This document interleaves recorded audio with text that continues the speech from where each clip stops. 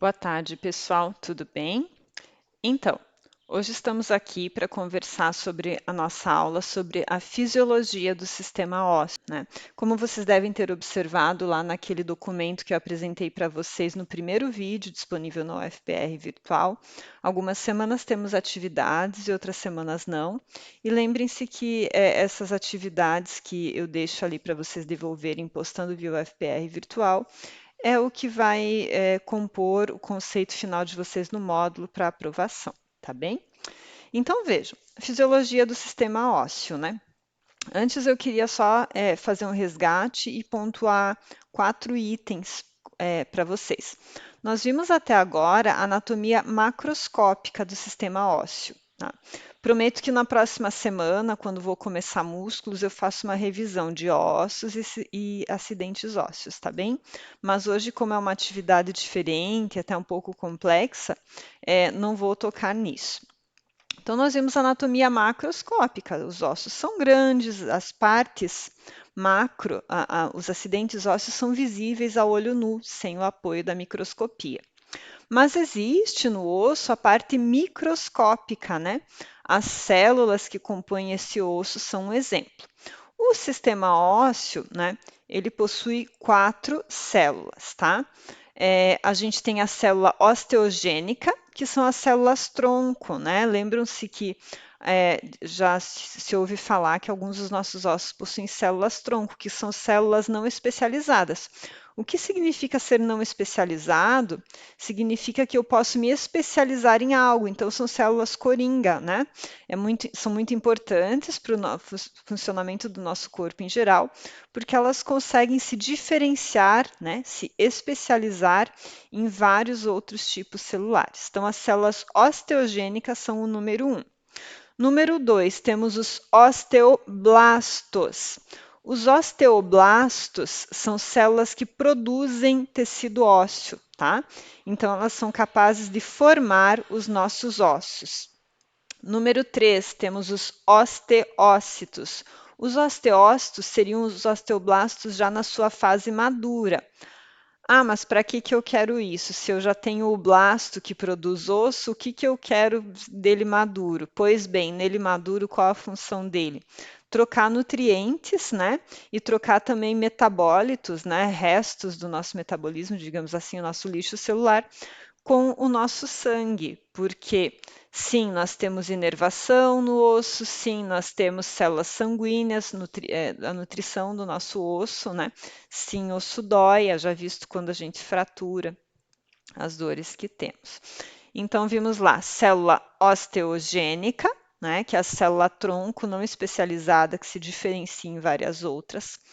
Osteoblastos, que são as células que produzem tecido ósseo. Osteócito, que são as células que trocam os nutrientes entre a nossa corrente sanguínea e o sistema ósseo. E por último, os osteoclastos. Quem são os osteoclastos? São as células que digerem o tecido ósseo. Vocês vão me dizer assim, tá maluca, Luciana? Para que eu quero acabar com o meu osso?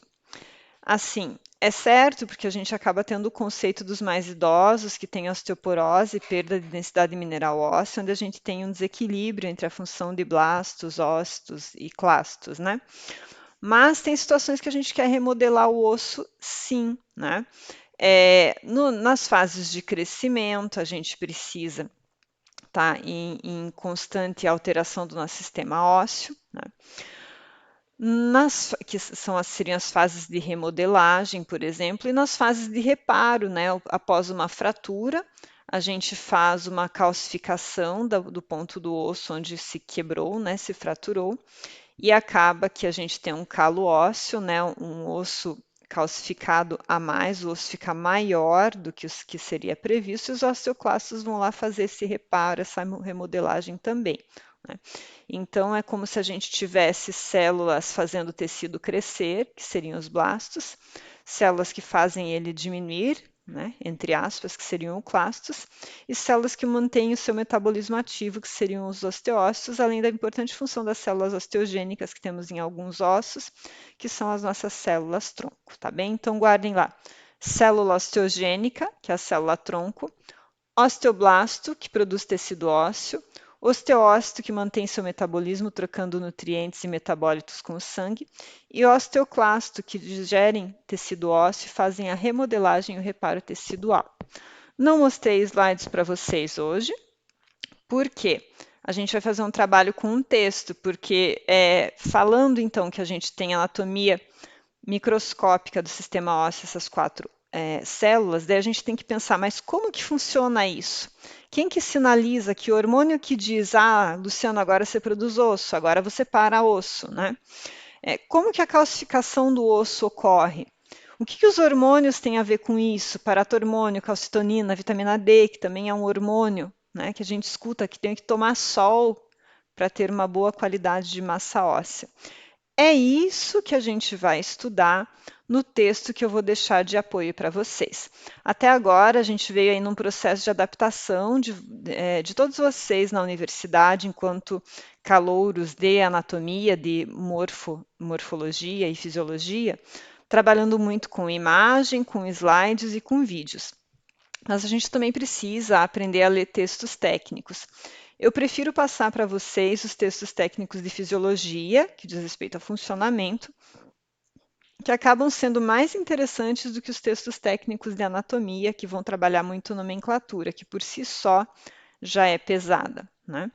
Então, nós vimos vídeos, ilustrações, slides e bastante falácia da professora até agora, mas nesta semana, quem vai trabalhar pesado mesmo são vocês. Vou convidar vocês para a gente fazer uma atividade que vai ser um resumo de uma parte de um capítulo de livro. Que livro é isso? Esse livro se chama Guyton and Hall, Tratado de Fisiologia Médica. Os tratados de fisiologia, né, são livros grossos, eu já o tenho na versão digital, são estudados amplamente, né, e têm um conhecimento aprofundado nessa questão do funcionamento do nosso organismo. A gente vai trabalhar o capítulo que fala sobre os hormônios, os ossos e os dentes, tá? Eu vou deixar o capítulo inteiro. Gostaria imensamente que vocês o lessem na íntegra.